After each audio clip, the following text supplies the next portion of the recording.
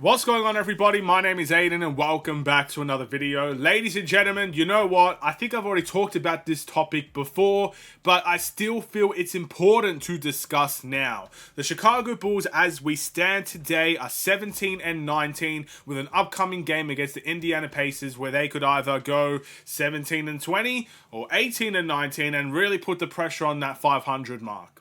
No matter what result may happen, I think this video is still important to make. And that is, what should the Chicago Bulls do in this trade deadline?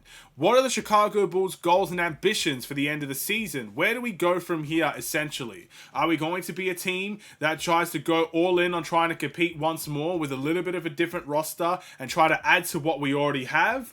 Or are we still a team focusing on developing, tanking, maybe getting some younger assets in return and trying at the end of the day to go younger while in the process lose a little bit more games?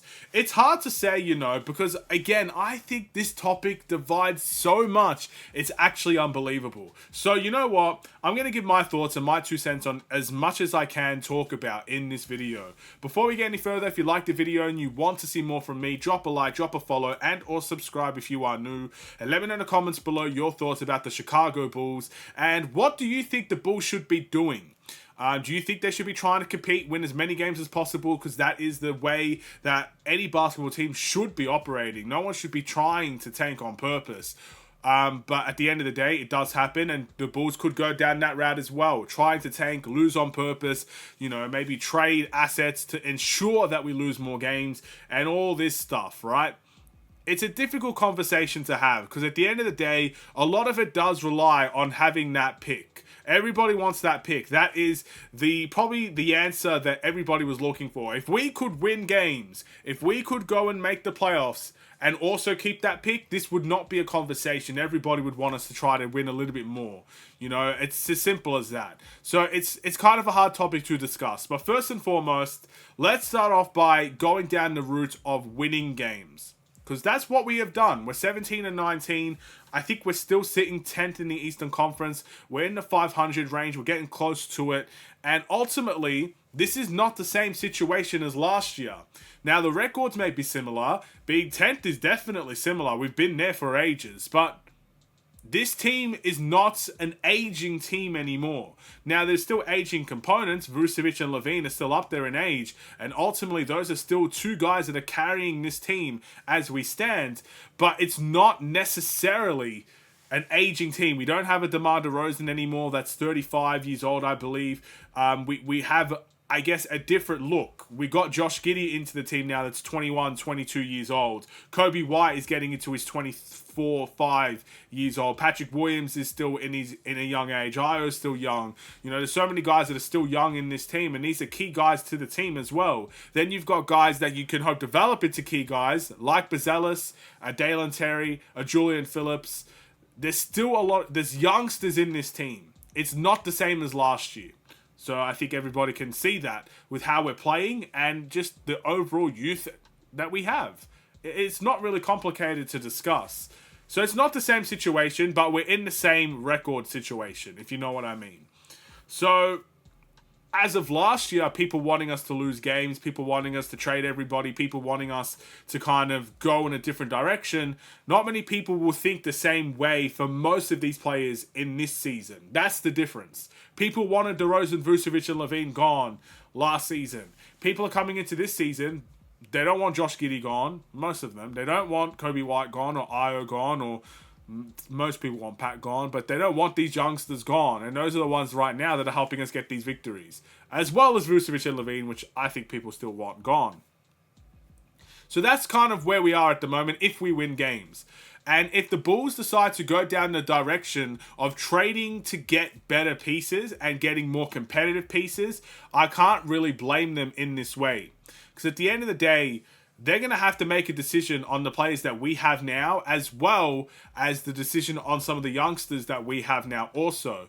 If they are going to trade for better pieces, you would have to assume that the pieces that we have in this team are still going to be here and might be here for the long term. So, for example, Nikola Vucevic, I don't think has much time left on his contract. If we decide to trade for more pieces that can help this team. Let's just say we trade for an elite forward per se. And, you know, that elite forward is a two-way player, helps us win a bunch of games, let's just say hypothetically we trade for Jimmy Butler. That's kind of what I'm referring to here, you know? And we find a way to do it. We get rid of a lot of guys to do it, but we're going to go and compete with it. You would have to assume guys like Nikola Vucevic would still be in the team, you know? And it's as simple as that. You would have to assume stuff like that. And if they go down that route, I can't say I'll be too upset about it, but at the end of the day, many people will feel like that is the wrong choice. Then you go to the tanking side. Well, tanking is, I think, a little bit of a simpler process because it's the process we've been talking about most of the offseason. Trade Zach LaVine for picks, trade Nikola Vucevic for picks, go younger. Maybe you get a couple of young guys in there from those trades as well that you can fit right into the system and everything's hunky-dory. You try to lose games or, you know, and you get the pick, and it's a very simple process, right? We've been talking about it for ages. Tanking is not an uncommon topic on this channel. I guess the question that we have to ask now is, what do I think? Which direction should we go down? And you know what? I mentioned it in the last video, and I'm going to mention it here. I don't necessarily think it's the worst thing in the world for the Chicago Bulls to be winning games at this point in time. Now, again, if you're thinking all about the pick, if that's all your mind is focused on, then yes, it's probably a terrible idea to win games. But my thing is, this team needs to learn more than anything. They need to learn. There's too many young guys on this team, and they have to learn how to win games. So how could I be upset with a team that has Josh Giddey, Kobe White, Ayo, Patrick Williams, Bezelis, Dalen Terry, Julian Phillips, and the list goes on. I'm sure there's a few guys I'm definitely forgetting. These young guys that need to learn how to win games. Why would I be upset with them winning games? I just think that's not natural to feel that way about a team, especially a team that has taken a different approach from last season. So I don't think it's the worst thing in the world. I think now it's simply about making a decision on the veterans. What are you going to do with them? Because the way that I see it, if you're going to trade Zach LaVine per se, you're going to need to get another scorer to replace him. Can you get another young scorer into this team? A true out-and-out scorer. If Kobe White is the answer there, fair enough. You've got your scorer. But you're going to need a scorer. You're going to need someone that can get you buckets alongside of Kobe White because it can't just be him. You know what I mean? And at the end of the day, that's something I'm willing to rock with. A young scorer that can learn with the rest of the team. I personally don't think finding a center with the capabilities that Nikola Vucevic has in this day and age will be difficult. I don't think it will be difficult. I'm not saying Vucevic is an irrelevant player or anything like that. He's still playing at a very high level. Very good efficiency this season. Very good rebounding this season. Very pivotal in our playmaking as well. He helps us in so many ways.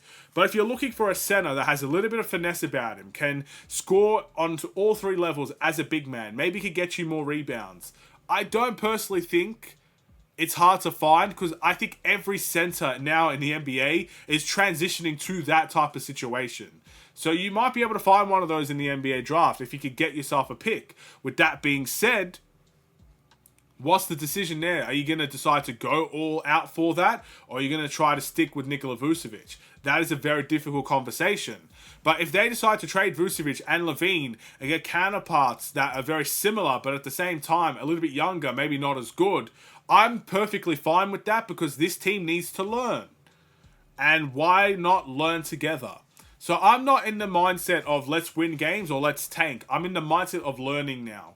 Maybe at the beginning of the season, I was all for the tank because that's what everybody was talking about. And at the end of the day, I do want that pick. I just want, even now, I want that pick. But if that pick is sacrificed for the better learning experience that these players are going to have, that is something we're going to have to be okay with. At least that's something I'm going to have to be okay with. And that's not to say the Bulls can't find a way to sneak their way into this draft, even if we don't keep our pick. So you got to keep your eyes and ears open to those type of situations. But I want these guys to learn. Because at the end of the day, whether we like it or not, Vucevic is aging. He's not going to be here forever. LaVine, he might be here for a while, but at some point, LaVine might be gone as well. So we can't rely on them to win games anymore. So as long as they are here, and as long as this team is capable of learning how to win, do it together. And then let the future ride. Because these guys will have to learn it at some points. And again, I've seen this comment is a beautiful comment as well. How do you expect players to learn how to win when they're tanking? How can you expect young guys to be winning players if they're going to start losing for multiple years and start to tank? It's a difficult question because, you know, most teams might have to tank, you know. Most teams might not learn how to win until a long time. But if you got young guys that can learn how to win, why would you take that opportunity away from them? It's, you know, I don't think there's a right answer to this. I'm just saying what I personally think. I just want these guys to learn. If that comes at winning games, great. If that comes at losing games, as much as that will suck, you got to take it on the chin and move on. If they lose games, as long as they're learning in that process, you have to accept it. That's where I am at the moment. Do you guys agree with that statement? Do you disagree with that statement? Let me know in the comments below. But I think learning is key. Let's hope they continue to do so. Thank you for watching. I will see you guys in the next one. Hopefully this video did its due diligence. Hopefully it did its justice. And hopefully I answered it to the best of my capabilities. Because again, it will divide opinion. Not one person is going to agree with me wholeheartedly. But again, some people will. And that's the beautiful thing about sports. It goes in multiple ways. Some people might love someone and not love, you know, other people might say, you know what, I don't like that guy. You know, I mean, literally, the definition of that is within this team in general. I mean, you could go, for example, Kobe White. There's still people that hate Kobe White. Still people that love Kobe White. It's a beautiful thing about sports. You don't have to agree. But I'll see you tomorrow. I think the game against the Pacers is tomorrow, so a game reaction should be recorded for tomorrow, you know? After the game, of course. Have a wonderful and safe day. Stay safe, stay healthy, and stay tuned for more. Take care, and peace.